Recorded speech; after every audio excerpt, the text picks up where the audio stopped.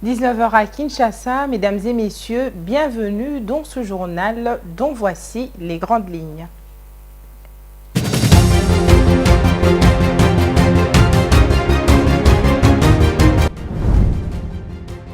La ministre d'État chargée des Affaires étrangères, Thérèse Kayikwamba, a appelé le mardi 8 octobre le Conseil de sécurité de l'ONU à prendre des mesures concrètes en imposant des sanctions ciblées contre les personnalités rwandaises au sommet de la chaîne de commandement impliquées dans les soutiens aux rebelles du M23.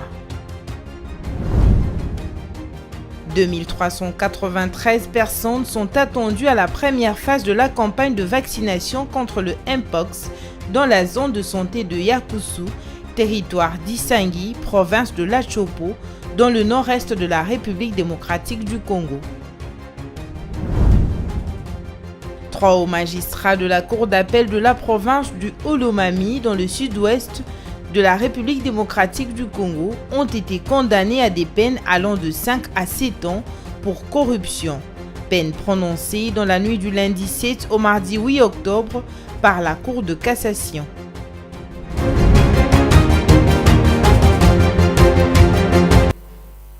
Mesdames et messieurs, bonsoir. À la une de l'actualité, la ministre d'État, ministre des Affaires étrangères, Coopération internationale et francophonie, Thérèse Kayikwamba, a appelé le mardi 8 octobre 2024 les membres du Conseil de sécurité à imposer des sanctions contre ceux qui sont à la base du pillage des ressources naturelles de son pays.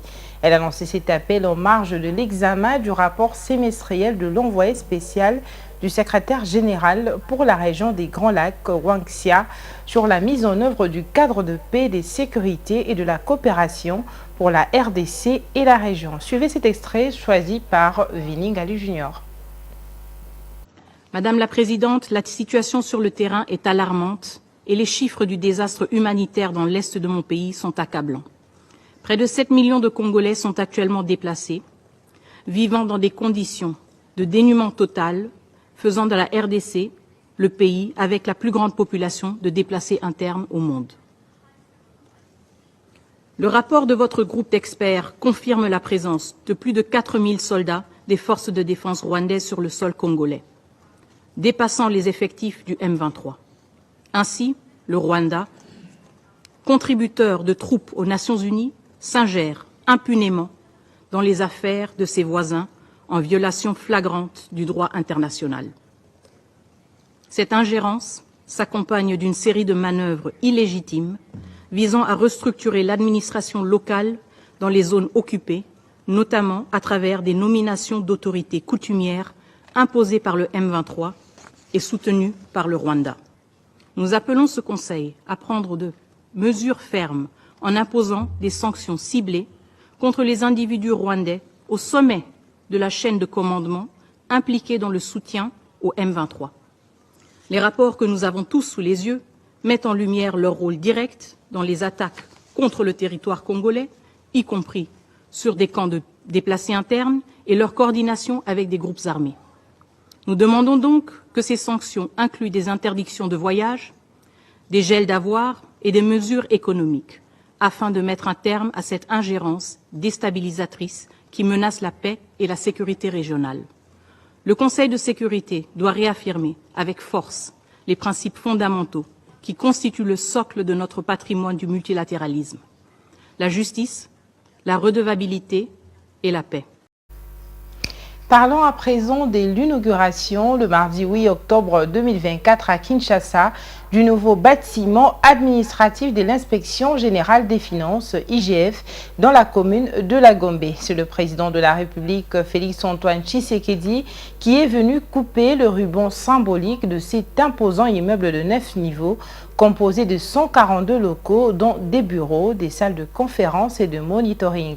Ce nouveau bâtiment, construit sur fonds propres de l'IGF, a coûté près de 9 millions de dollars américains. Ranta, lui, est là pour les détails.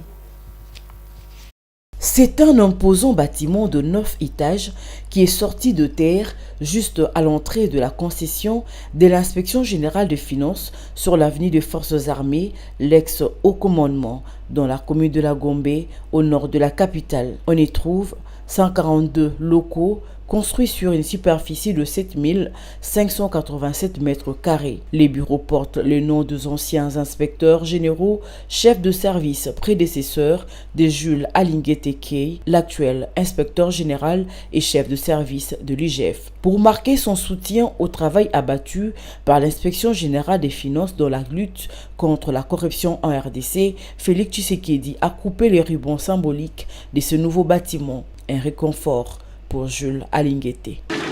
Excellence, Monsieur le Président de la République, chef de l'État, votre présence en ces lieux témoigne de l'intérêt particulier que vous accordez à la lutte contre la corruption dans notre pays, que vous avez initié comme préalable à l'amélioration de la gouvernance publique, d'âge de tout développement et de tout progrès social.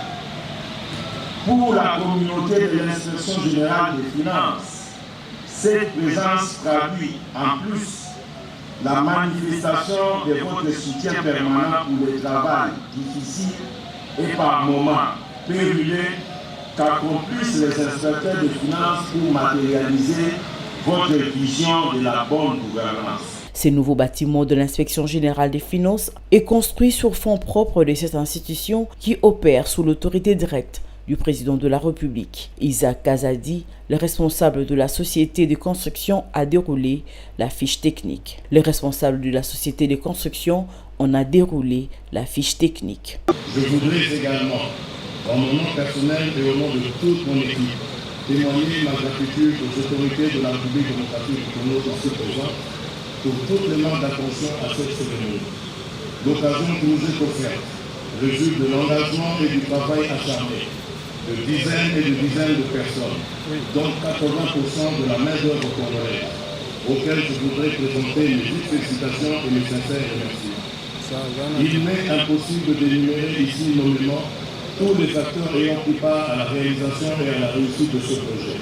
Je pense ici à l'équipe du bureau technique de contrôle et à la commission de suivi des travaux de l'inspection générale des finances. Selon Jules Alinguete, cet imposant édifice a respecté la procédure de passation de marché. L'appel d'offres public a été validé par la Direction générale de marché public. Ce processus a conduit à la désignation de l'entrepreneur Hong Feng SARL, supervisé par le Bureau technique de contrôle BTC, puis finalement validé par la présidence de la République. Avec ces nouveaux bâtiments administratifs, les observateurs espèrent que le travail de l'IGF dans la lutte contre la corruption prendra une autre dimension. Les utilisateurs doivent bien le conserver pour les générations futures. Et de son côté, le Sénat a approuvé le mardi 8 octobre 2024 la 83e prorogation de l'état de siège dans les provinces du Nord Kivu et de l'Ituri. Sur les 75 sénateurs qui ont pris part au vote, 72 ont voté pour, 2 voix contre et 1 abstention. Ces textes votés au Sénat doivent courir pendant une nouvelle période de 15 jours qui a pris effet ce mercredi 9 octobre 2024.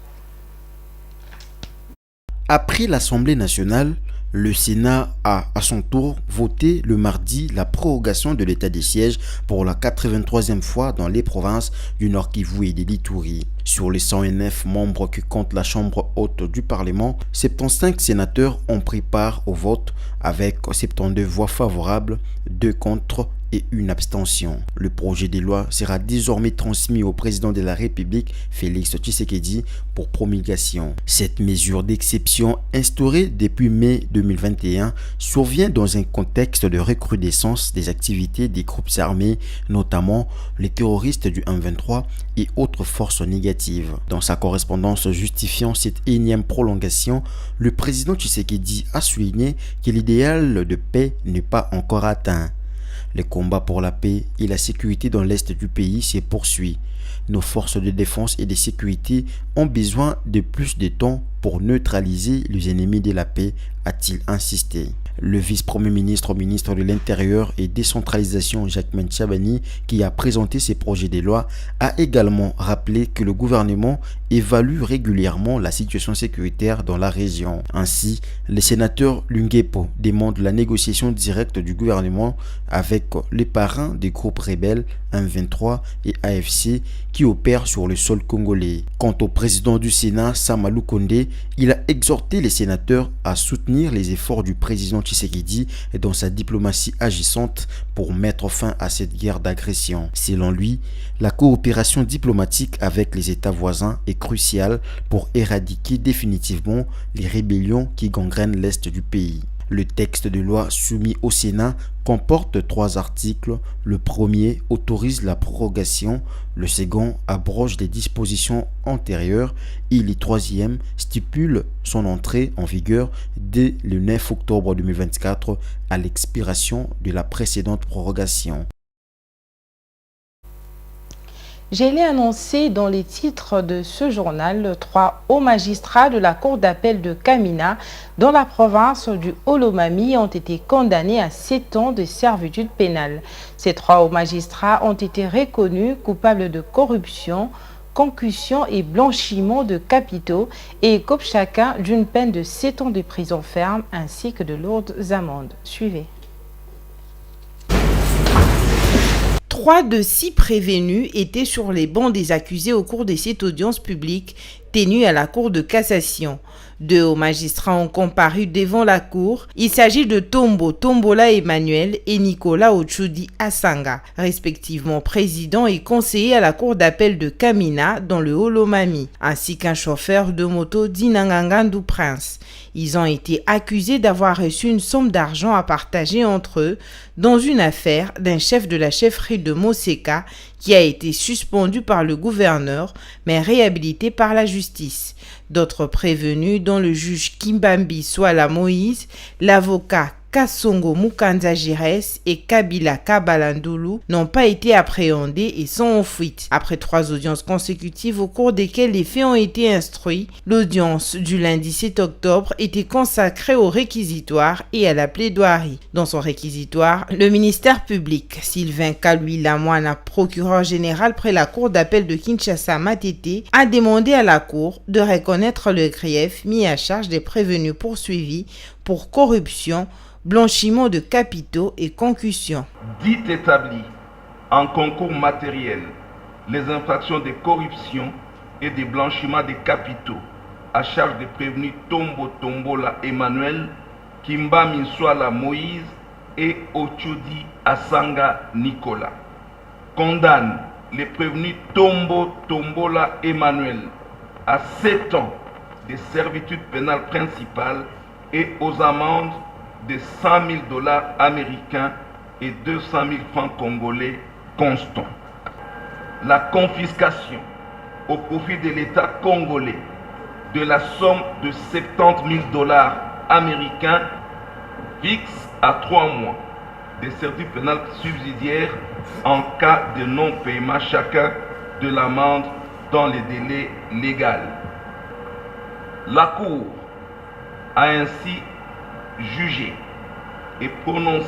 Des enregistrements et des relevés bancaires en possession de la Cour ont confirmé ces actes matériels reprochés aux prévenus. Des magistrats interpellés et jugés en flagrance par leur père paraissaient inimaginables il y a quelques années en RDC. Firmin Vondé, procureur général près la Cour de cassation, a suivi des près ce procès. À la fin de cette procédure, il a salué cette condamnation des hauts magistrats. Cette décision envoie un message clair sur les dérives de l'appareil judiciaire. Le ministère public s'est déployé coréen pour faire venir à Kinshasa tous les magistrats qui étaient concernés par le fait de la corruption, principalement les juges de la Cour d'appel de Haut-Lomami à Kamina.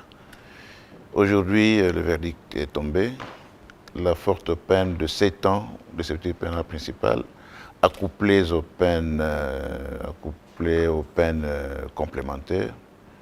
Je dois dire que je suis satisfait dans la mesure où c'est encore un signal donné aux magistrats qui doivent absolument entrer dans les rangs. dans les rangs, selon la vision du chef de l'État, je le dis bien. Et nous sommes décidés à aller jusqu'au bout, à en découdre avec toutes les antivaleurs qui gangrènent encore la profession de la magistrature. La Cour de cassation a également instruit d'autres affaires de corruption impliquant des avocats et justiciables à Kolwezi, dans la province du Lualaba, témoignant d'une volonté accrue du Conseil supérieur de la magistrature de réprimer les pratiques illicites à tous les niveaux de l'appareil judiciaire. Cette condamnation des hauts magistrats tombe au bon moment où le président Félix Tshisekedi et son gouvernement s'emploient à lutter contre les antivaleurs et la corruption, surtout dans les secteurs de la justice en RDC. L'interpellation des brebis galeuses dans ces secteurs pourrait permettre au pays d'amorcer réellement son émergence, car la justice élève une nation, dit-on. Parlons à présent du naufrage qui a eu lieu dernièrement sur le lac Kivu. Les recherches se poursuivent tandis que le port de Kituku est paralysé.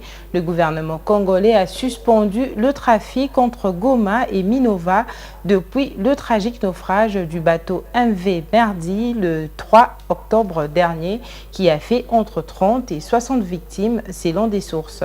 Une équipe de plongeurs locaux s'efforce de localiser l'épave du bateau et de retrouver les corps des disparus. Diane Bonga nous en dit plus.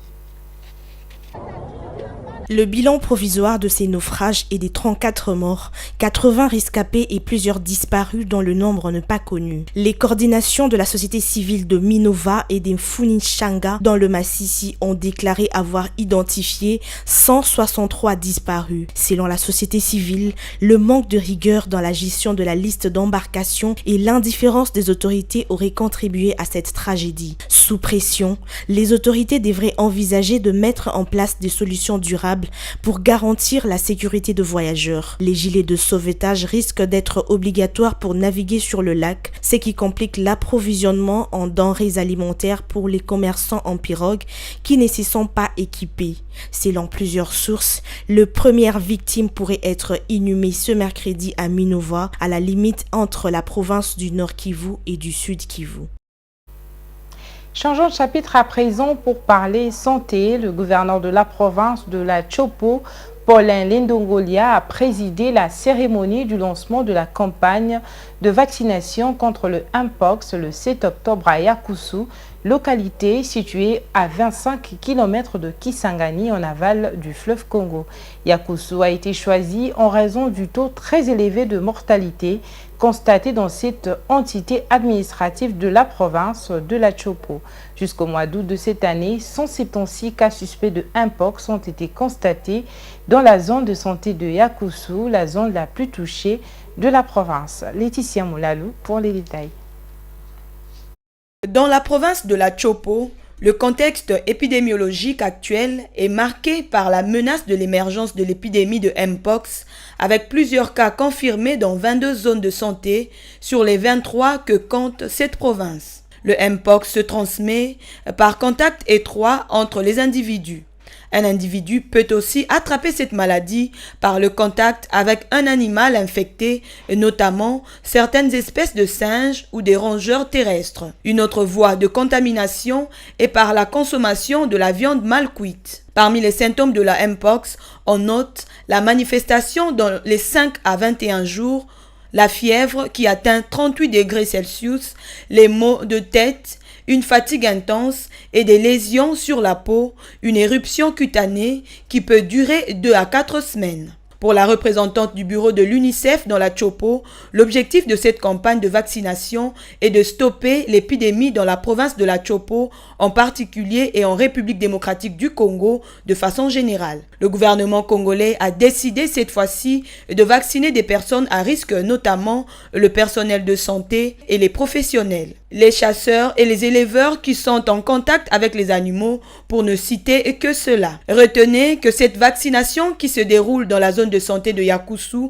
va durer 10 jours. La quantité de vaccins est évaluée à 2300 doses disponibles pour cette première phase. Le bureau de l'UNICEF province de la Chopo exhorte les autorités politico-administratives, députés, leaders communautaires et religieux, associations féminines et les jeunes à s'impliquer et à s'engager en faveur d'une adhésion massive des communautés à toutes les actions de lutte contre l'épidémie de Mpox dans la province.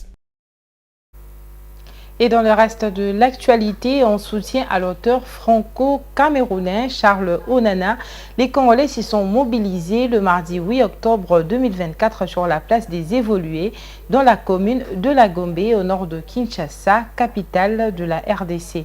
Ils ont manifesté pour soutenir Charles Onana qui est jugé aux côtés de son éditeur par le tribunal correctionnel de Paris en France pour contestation de l'existence d'un crime de génocide, voulais-je dire, précisément les génocides de Tutsi au Rwanda en 1994. Les propos qui lui sont reprochés sont contenus dans le livre intitulé « Rwanda, la vérité sur l'opération turquoise » paru en 2019. Suivez. La place des Évolués dans la commune de La Gombe à Kinshasa a vécu l'avant-midi du mardi à un rythme peu ordinaire. Plus le temps passé, les soutiens à Charles Onana y affluaient.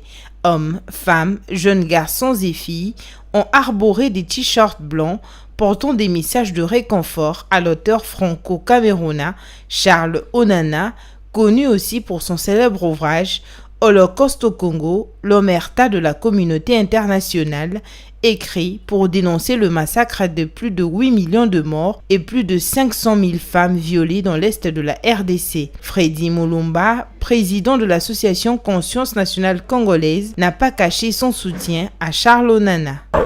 L'objectif poursuivi, c'est le soutien de Charles Onana, parce qu'il est en procès et contre des associations pro-Kagame. On peut dire que c'est Kagame qui est en procès avec lui. On veut le faire taire.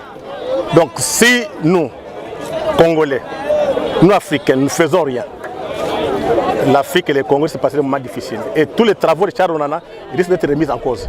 Il n'y a pas seulement que la liberté d'expression, il y a la liberté académique. Parce que le travail de Charles Onana, c'est un travail scientifique qu'il a traduit en livre. De son côté, Serge Kouété, l'un des manifestants, pense que ce procès est un procès aussi de la RDC et invite tous les Congolais à ouvrir grandement les yeux. Nous sommes ici parce que ce procès-là, c'est un procès contre le Congo, ce n'est pas un procès contre l'individu Charles Onana. C'est pour ça que nous, Congolais, nous nous sommes mobilisés comme un seul homme pour se retrouver à la place des évolués, dire au monde entier, dire aux ennemis de la République que nous ne sommes plus naïfs. Charles Onana nous a ouvert les yeux par ses écrits, il nous a fait comprendre beaucoup de choses. C'est pour ça que nous sommes là pour leur dire qu'attention, ne politisez pas ce procès-là, parce que ce qu'il dit c'est la vérité, rien que la vérité. Les Congolais ont tout intérêt à suivre de près ce procès de Charles Onana, car d'une manière ou d'une autre, son issue aura de l'impact sur la République démocratique du Congo.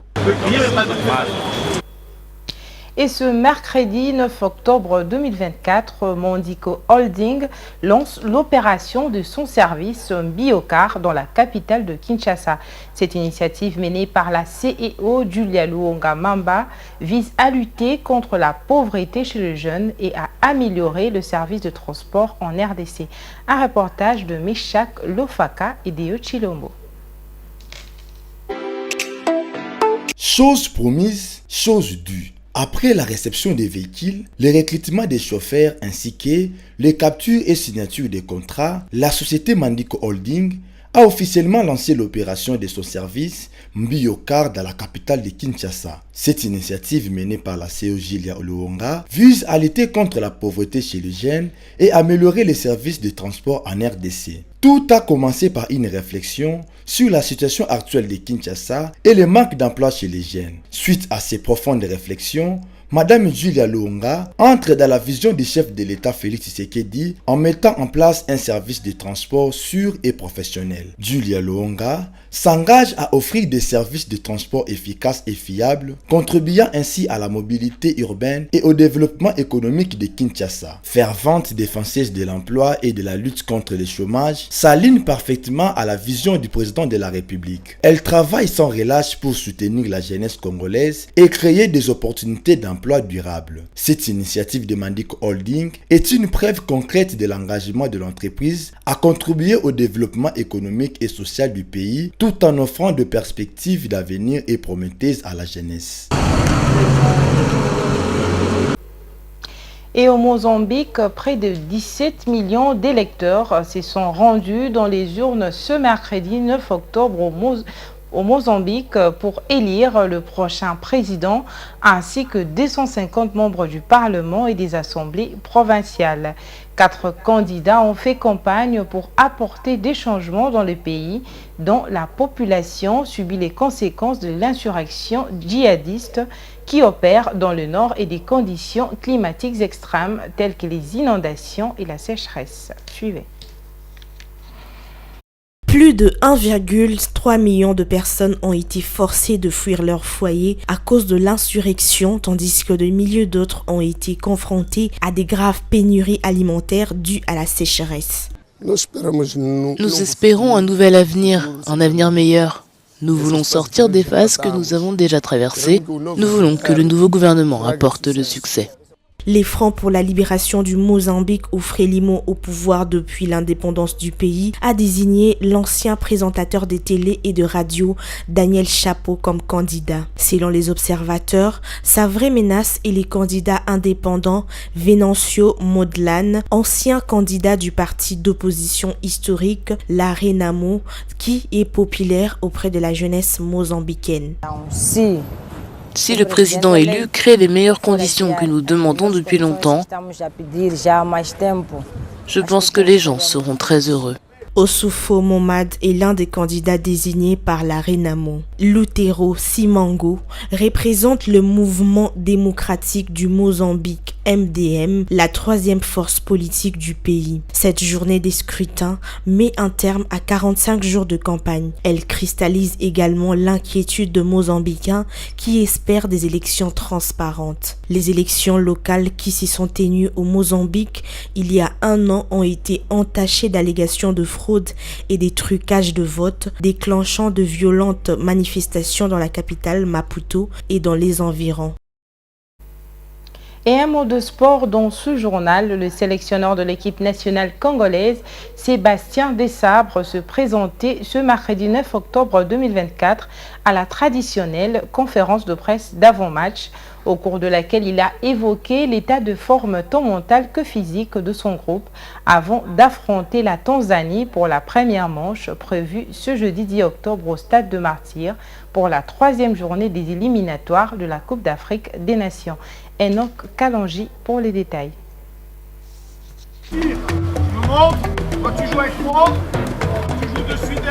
Le technicien français a souligné que son groupe est homogène et qu'en absence de certains joueurs, d'autres ont l'opportunité de le remplacer avec seul objectif de réussir leur match. En fait, tous les joueurs, comme je l'ai dit, sont importants. Après, je ne pense pas qu'on ait des joueurs qui soient vraiment indispensables dans l'équipe. On a la chance d'être assez homogène au niveau de la qualité à tous les postes et d'être doublé. L'absence d'un donnera la possibilité à un autre d'exprimer ses qualités et puis de montrer de quoi il est capable. Voilà, c'est vrai qu'aujourd'hui on a Wissa qui est blessé et le deuxième joueur que vous cherchiez c'est Axel Toisembe. Ce sont deux joueurs qui sont importants. On aurait préféré les avoir avec nous bien sûr. Mais après, on a les solutions pour les remplacer. Néanmoins, il a estimé que les joueurs savent de quoi signifie représenter leur pays. C'est pourquoi ils sont conscients que le match de ce jeudi est important pour faire un pas de plus vers la qualification, d'où leur grande motivation à gagner à domicile devant leur public. Les Léopards de la République démocratique du Congo reçoivent les Taifa Stars de la Tanzanie ce jeudi 10 octobre au Stade de Martyrs à 17h heure de Kinshasa. Cette rencontre s'inscrit dans le cadre de la 3e journée de qualification à la Coupe d'Afrique des Nations Maroc 2025. 5 jours plus tard, soit le 15 octobre prochain, ces deux équipes s'affronteront de nouveau pour la 4e journée. Le match se déroulera au stade Benjamin Paka de Dar es Salaam à 15h, heure de Kinshasa. En cas de double victoire pour les Léopards, la République démocratique du Congo devra valider sa qualification à la CAN à 2 jours de la fin des éliminations. Good ball onto his right foot. What's a goal? 1-0. Democratic Republic of Congo against the runner. À présent, place au rappel des titres.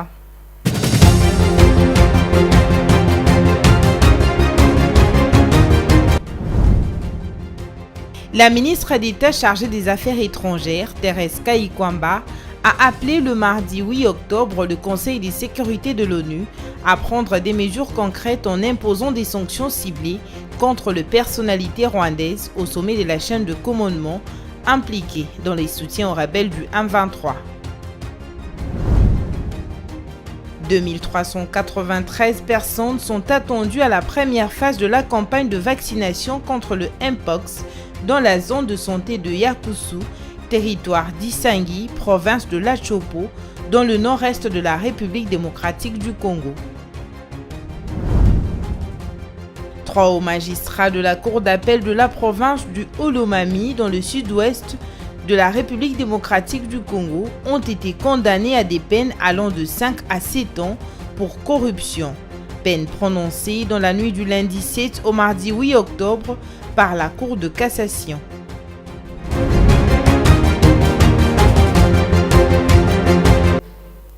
Voilà, ce journal est complètement terminé. C'était un plaisir pour nous de vous le présenter.